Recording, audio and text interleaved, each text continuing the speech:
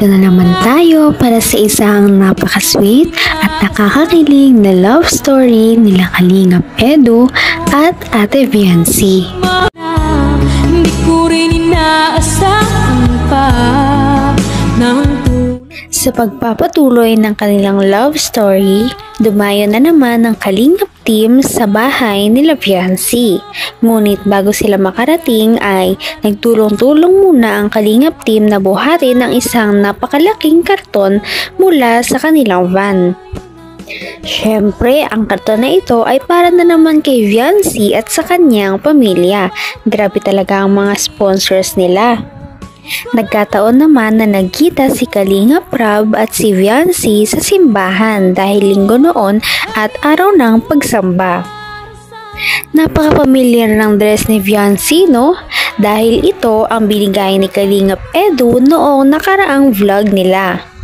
Kung matatandaan natin ay napakamahal ng dress na ito. Ito ay nagkakahalagang 3,000 pesos ngunit binilhan pa rin siya ni Kalingap Edu noong nakaraan. Worth it naman ang pagbili ni Kalingap Edu dahil kitang-kita naman natin na napakaganda talaga ni Viancy. kapiling ka, ayoko na muling nag-iisa. Sa pagpunta ni Viancy at ng Kalingap team sa kanilang bahay ay nagulat talaga si Viancy noong makita niya kung sino ang naghahantay na tao sa kanilang gate. Walang iba kundi si Kalingap Edu, kaya naman pala namumula si Viancy at biglang umiti. Ang sweet naman ni Kalingap Edu dahil kahit napakaaga pa ay dinayo na niya si Viancy sa kanilang bahay. Hindi naman daw talaga niya original plan na pumunta kay Viancy, ngunit dumaan na lamang siya dahil galing daw siya sa kanyang pinag-i-scout. Kinilig na naman talaga si Viancy sa pagdating ni Kalingap Edu dahil ito ay napaka-unexpected. Kanina ka pa po dito? Ito lang. Naghihintay naman ako kahit anong oras eh. Kape po. Gusto niyo pong kape? Sige, konti lang. Para mas matagalan ako dito. Kanin ba? Meron kayo dyan? Kahit konti lang. Kanina pa ako dito, walang kain. Para na akong mahihimatay.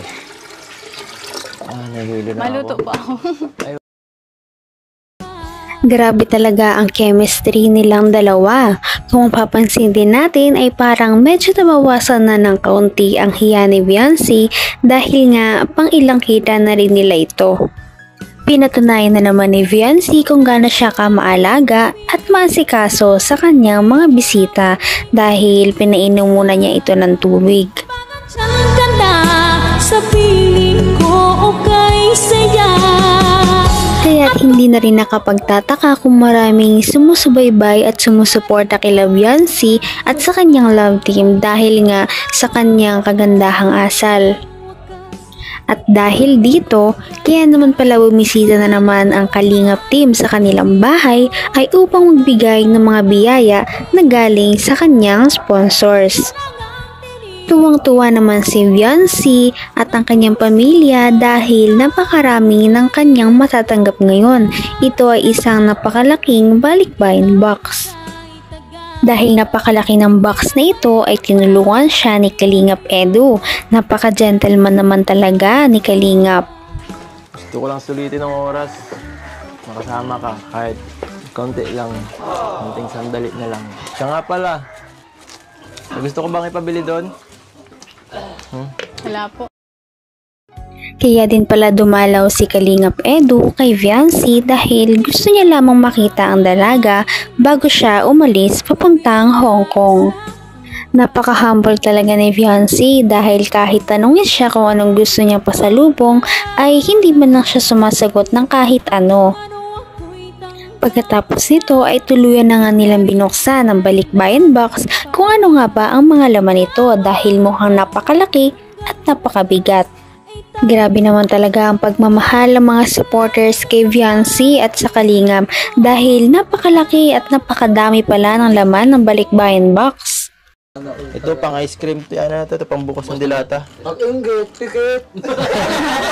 Huwag mag-alala. Makikitulog ako dito. Alam mo, kung anong sa kanya, sa akin din. Ano?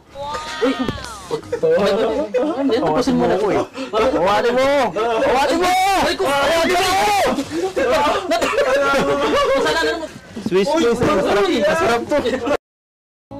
Grabe talaga tapa kasi ang kasama ng Kalingap team dahil dito ay napapasaya nila si Viancy. Kaliwat ka ng pagbibiroan ng kanilang ginagawa habang nagbubukas sila ng balikbayan box. Tuwang-tuwa si Viancy at ang Kalingap dahil napakaraming laman ng balikbayan box.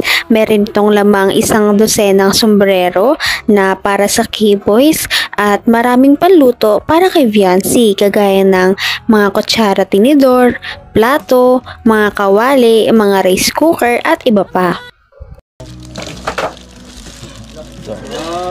Hindi pa, ang dami. Pwede na po ako magluto. Pantinda. Pwede ka na magtinda dito, napakadami. Ibang klase yung pagkakaano niya.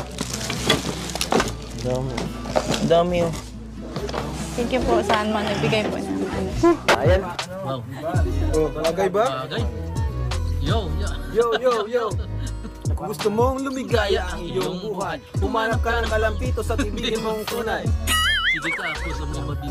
Talaga namang deserve din talaga ni Viancy na mabigyan ng mga ganitong bagay dahil sa napakabait niya ang ugali at napaka-humble din na bata. Kailan po pala yung alis niyo po sa ano? Kailan ang alis namin? Bakit? Gusto mo ba sumama? Sayang. Wala pa naman po akong passport. Sayang nga, di umabot.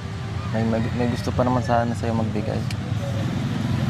Saka sana, sayang talaga. Gusto ko rin kasama ka eh. Ang tagal-tagal yung natin. Muling pagkikita, no? Nakakalungkot ng konti. Gusto ba sila lang natin to? Baka mamiss mo. Baka mamiss mo. Talaga. Bakit kayo kuha ka na kasi ng passport. Samahan kita. Para next time, pag lumabas tayo ng bansa, makasama ka sa aming mga... Makikita naman natin na parang lumalambot na nga talaga si Viancy kay Kalingap Edu dahil nagsasalita na siya hindi gaya ng dati na wala siyang imik kay Kalingap Edu. Hindi niya rin naiiwasan ang kanyang mga pamumula at parang kinikilig talaga siya sa mga sinasabi ni Kalingap Edu. Makikita talaga natin na gusto na rin siyang makasama ni Kalingap Edu kahit saan. Parang nade-develop na rin talaga ang kanyang feelings at ang feelings din ni Viancy para sa kanya. Parang nagkakadevelop na talaga sila sa isa't isa. Ang ganda mo ngayon. Saan ka galing? Nagsimba po. Nagsimba ka?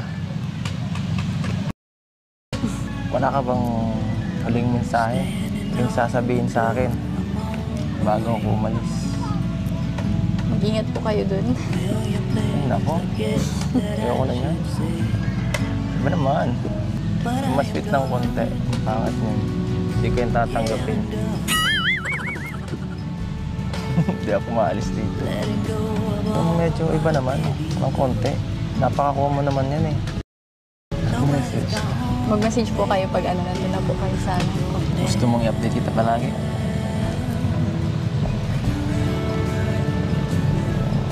Silent means yes. Ano? Gusto mo? Gusto mo?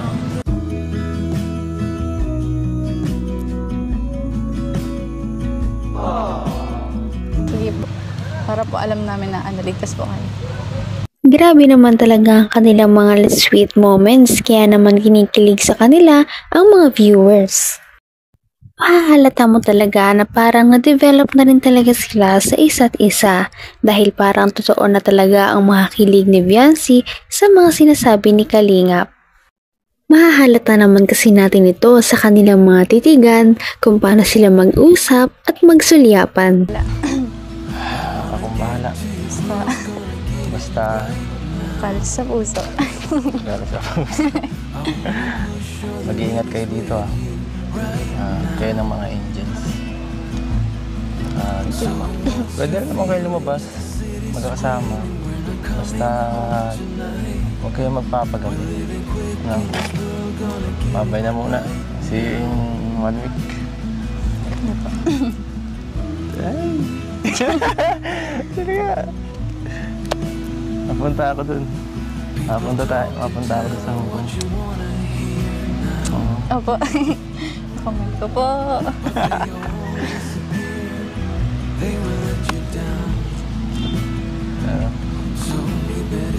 Hindi mo ako mamimiss.